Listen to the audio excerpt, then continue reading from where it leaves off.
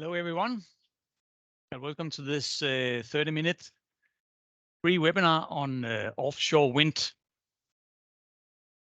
We will just take a couple of minutes to let the last people get in.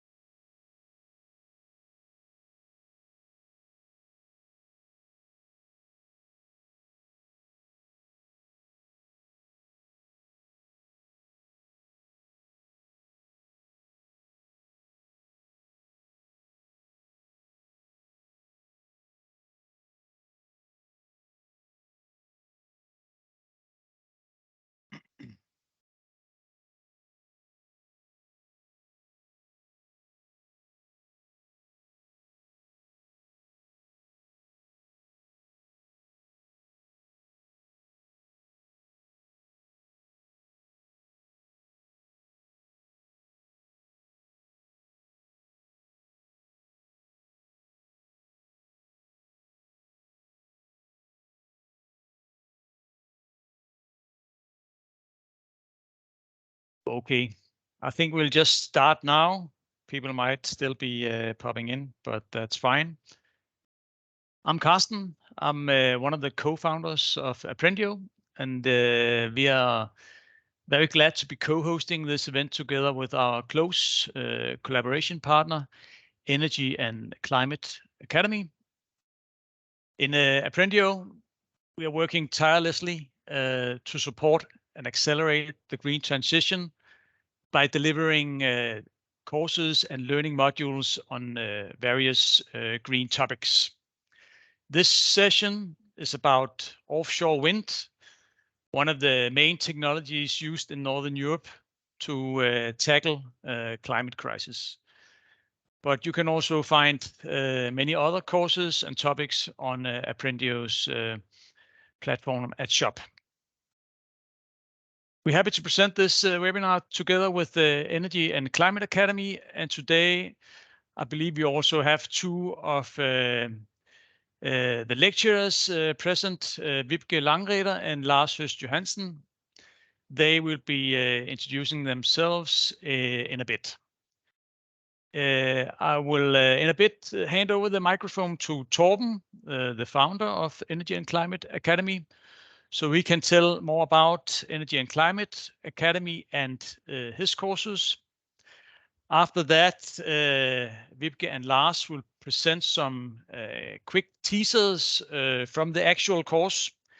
And we will round off with a demonstration of Aprendio's platform and wrap up with some questions and answers. If you have any questions, please write them in the Q&A section, and we will get to them at the end of the webinar. Also, make sure to stick around to get the rebate code and discount of 25% to the Aprendio shop. Looking forward to an interesting webinar. And with that, I will hand it over to you, Torben. Thank you very much, Carsten. I'm happy also to be here today and present the content of the courses, tell you a little about the Energy and Climate Academy. So we started actually 10 years ago. Last month we had our 10 years anniversary. We started already at that time saying, okay, we would like to make an academy that was supporting the green transition all over the world. And what we did was we were contacting quite a lot of industrial specialists, people from universities and other academia, and said, could we make some training courses about that? And they, not all, but most of them agreed. So what we have done is we have taken all the content and made it curated, which means we have a group of specialists that are controlling and quality checking all the material, so there's no advertisement in them. We have different kind of courses. We have in-person courses, the traditional courses where you meet at a classroom. But during the last 3 years, we have developed several online and self-paced courses as the one we are talking about today. We also have courses about district heating and wave energy. Our lecturers are industrial specialists and university professors. They are international acknowledged. They have long experience in their areas, from 10 to 20 years in the areas. And as Carsten said, we started our partnership with Aprendio last year and has developed that very, very much. So that was very short introduction. This is our business plan, you can say. So we have contact to universities, colleges, private academies, private companies, public companies, and together with the specialists from these bodies, we create the courses, and then Energy and Climate Academy are responsible for marketing the courses, putting them together, and taking care of all the administrative work that are in it. As I said, we started 10 years ago, and in these 10 years, we have a lot of customers. We have from almost all over the world right now, from 17 different countries. We have public companies, as for example, the Energy Agency here in Denmark. We also have Department of Energy from the US. We have the Ceylon Electricity Board from Sri Lanka. We have private companies as Schlumberger. We have a bank, Asian Development Bank. We have Vineyard Wind from the USA. We have Danfoss. We have Grundfos. So you can see we have a lot of different customers from all over the world. You would say we have from China, we have from the US, and for most of European countries, also a few from South America. Yeah, so I think that's that about Energy and Climate Academy. So I'll just close that down. Do you see the slide about the content of the course now?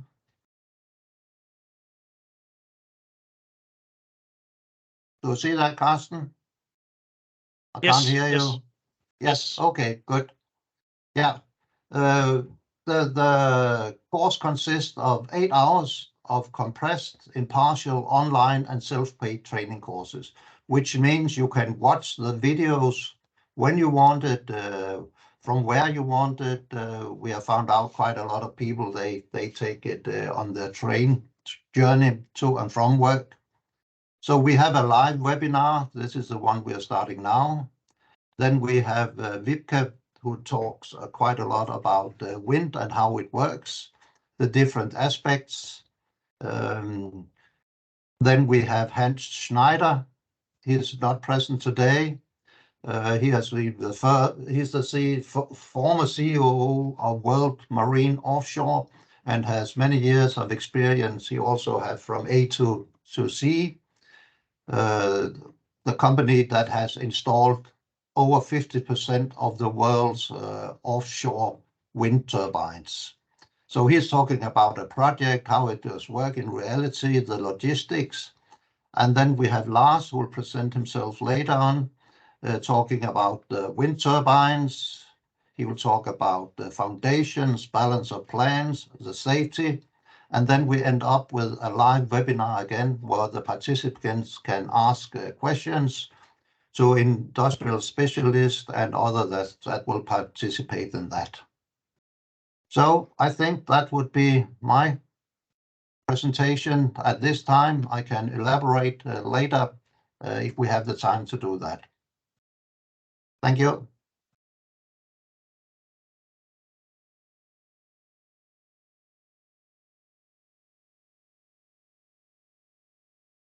And now it's Wiebke's turn to present. I can see she's writing something in the... Now, there she is. Welcome. Good to see you, Wiebke. Over to you. Everybody. Hello.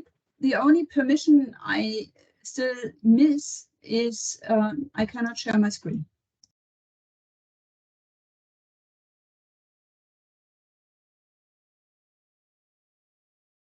It's supposed to be on the right top corner.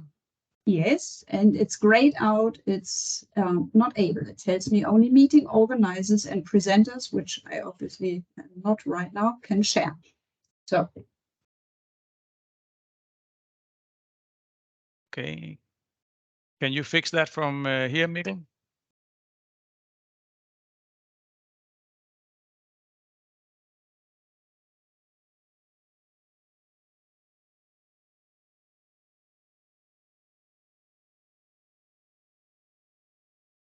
But possibly I can start talking a little bit that saves you my introduction slide, where I present myself. I'm since 1995 in the industry. I have been mainly working for manufacturers, wind turbine manufacturers, as well as in the consulting area where I am today, heading the consultancy department at EMD International. Some of you might have heard about EMD. We are the company issuing WindPro. And now I can also share. So it's getting better.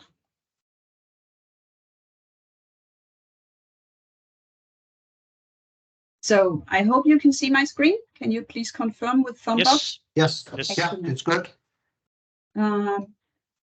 I started on this slide here. With the OEMs, I have mainly been dealing with wind and site, so risk assessment and whether it's a good idea to put a turbine on a specific site. If you now feel the urge to learn more about wind resource assessment, I have contributed by now to 3 books with a chapter about wind resource assessment. So why do we talk about offshore wind resources? Well, in the end, the expected production from such an offshore wind farm is one of the key drivers, obviously, for the finance of the project.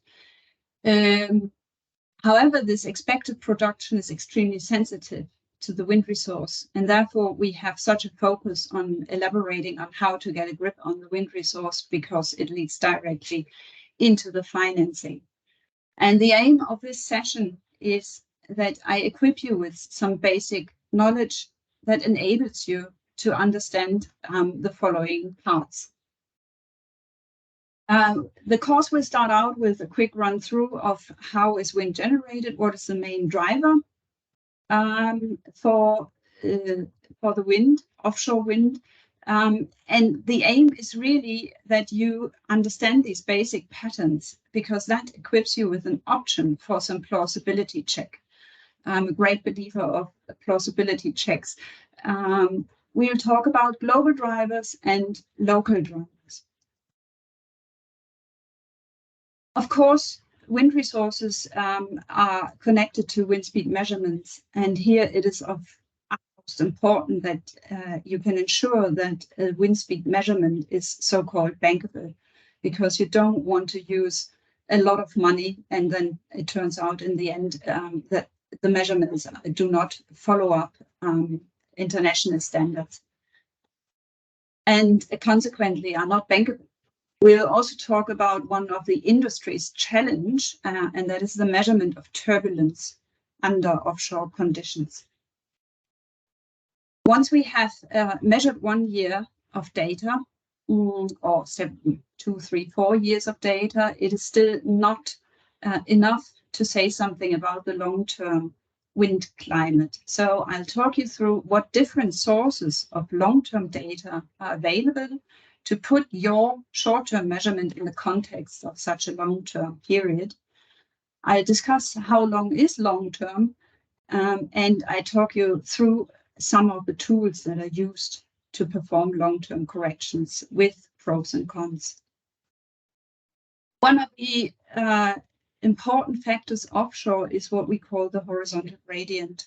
Obviously, if we talk offshore, it is an easy environment in terms of it's flat, it's uniform, but it's not as uniform as you might think. And this is basically a function of the vast extent of such offshore wind farms. And if we look, for example, at the graph here that shows the Danish wind farm of Anholt, and you can see how different the sea fetch is for the wind farm. You can see it's in some directions closer to the coast than in other directions. And this has an impact. So the wind speed is not uniform across the site. It varies actually more than you'd believe. And this is what we talk about when I raise the topic of horizontal gradients. Obviously, wake losses are an important factor to talk about. I'll introduce you to the terminologies, which input parameters you require and which are the common models. And I also touch upon some validation of existing wake models and why it's difficult to validate. And finally, there are some, well, by now not as hot as it was a couple of years ago, but still a relevant topic, that is blockage. We talk about losses related to the limited access on site, contractual losses, degradation of blades. And finally, this whole session is surrounded with a talk through of uncertainty contributors. And if you want to reach out to us, you're welcome to do so, to learn more about what we are doing. And that was my part. Thank you very much, Wiebke, for a good short teaser. And now it's over to you, Lars. Hopefully you can share. Yes, I got the permissions at the same time as Wiebke. So, do you see my screen now? Yes. Good, thank you. Yeah, sorry, I forgot to shave today, you can see, but my background is I have taught at Aalborg University for 4 years. Then I was 8.5 years in Vestas. And since then, I've been in what was first called Dong Energy and later renamed to Ørsted. And I'm still there, but I'm here as a private person. Yeah, and then before that, I have a past in the army for some time. If we look at what I'll be involved in for this part, then it's the last 3 modules down here. So it's about offshore wind turbine principles, offshore wind turbines, foundation and balance of plant, and then safety GWO courses, which is a certain type of safety courses and certificates. And if we have a ultra short look at those 3 topics, then the first one will be going through the different parts of a turbine. When I was in Vestas, I was once out at the nacelle factory with some potential customers, and when they saw the detailed aspects inside a nacelle, which was standing in the factory, then they said, now we understand why these machines cost millions of Danish kroner. Because when you see them out in the landscape, they look very discreet, a little box on top of a long pipe, and then there's something turning around. But there are really a lot of stuff inside the turbine.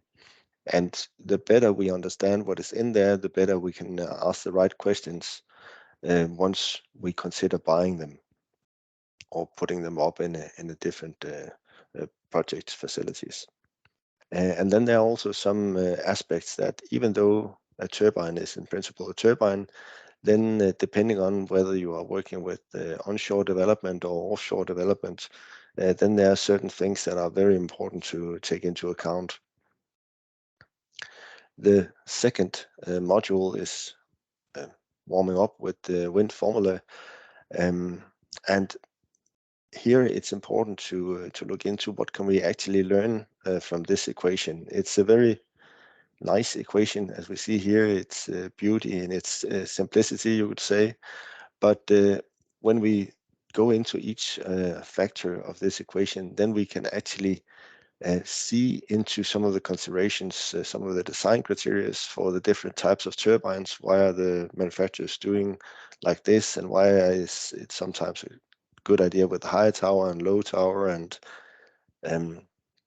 what are the efficiencies of the different turbine types, and why, which factors can we change in this formula, and what does that end up being? Could it be longer blades or higher towers, or which aspects do we have to take into considerations? And then one thing is about the turbine itself, and including the tower and the rotor. But another thing is what is that wind turbine standing on? If it's onshore, then it's one type of foundation, and when it's offshore, then we have other types of foundation. And there are a lot of things that need to be fitting each other when we do this. And besides these aspects, then there are also a lot of other stuff we need to take into account. Are there special rules about aviation lights, marking on blades, forecorns, etc.? So that presentation will touch upon those topics. The last presentation I'm involved in is regarding safety, DWO courses and certificates. And the reason for having a session like that is that especially in the wind industry, there's a very, very high focus, no matter whether you are a wind turbine producer or a wind farm developer, on safety. And one of the things I have really liked and also being proud of being in the industry is that when we say safety first, then we actually mean it. It's very, very rare that I have encountered things where I thought, well, was this the right way of doing it from a health and safety point of view? And it's also very generally accepted that if you don't feel secure, for instance, to do the transfer from a vessel to the offshore wind turbine, then that's accepted. That's your choice. If you think the waves look too strange that day or something else, then you are entitled to say it's a no-go. It may be that the company loses money when the turbine is standing still, but if it's not safe to do the transfer, then it's not safe to do the transfer. And because you would like some consistency across the industry, then certain global wind organization has been established to make courses. There are different suppliers of those courses throughout the world. And it's to make sure that if you have these DWO courses, then no matter whether you work in the US, in Taiwan, in Denmark, or any other place, then these are accepted courses. Beside those basic courses, and there's a lot of them, both overall and more specific, then there are also, you need to pay attention to that there can be some additional demands.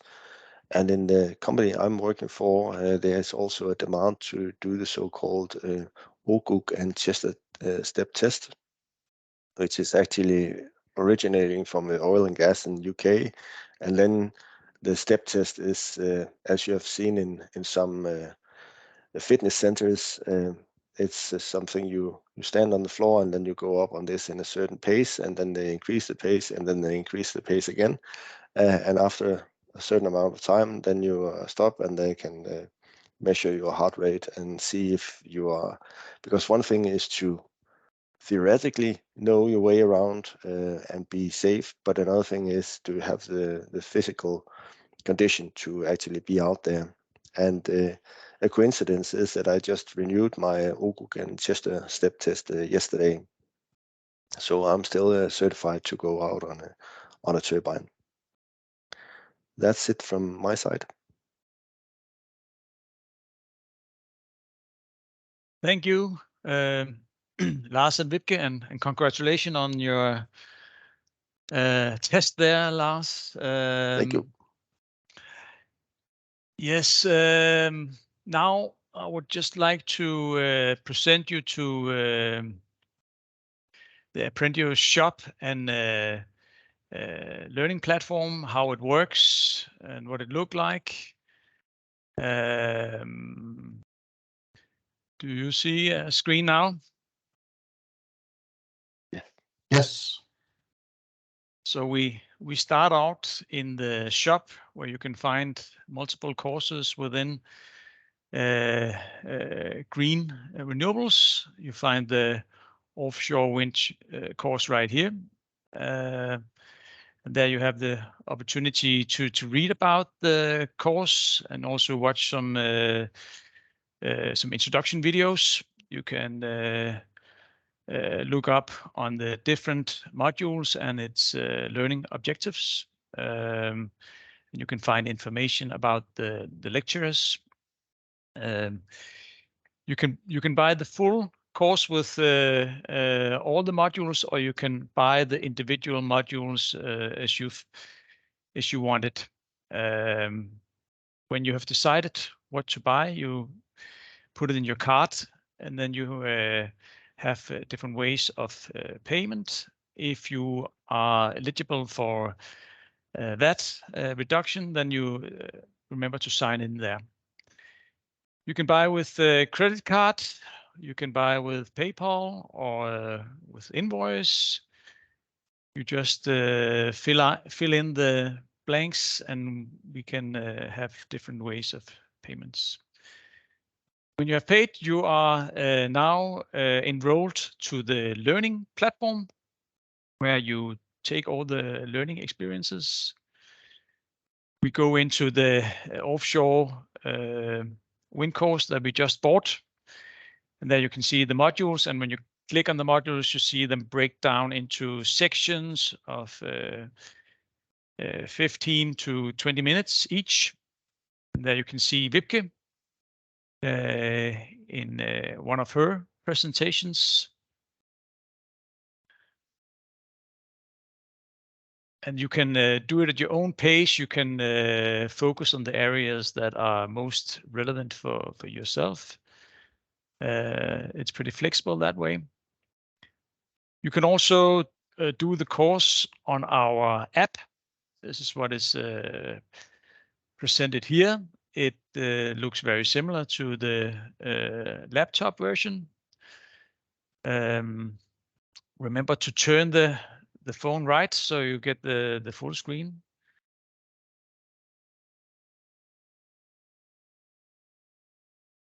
And that was a very short go through of what it looks like and the steps you need to take to buy a course and how to maneuver through the learning experience. This concludes the formal agenda. If we have any questions, we have time for that short round.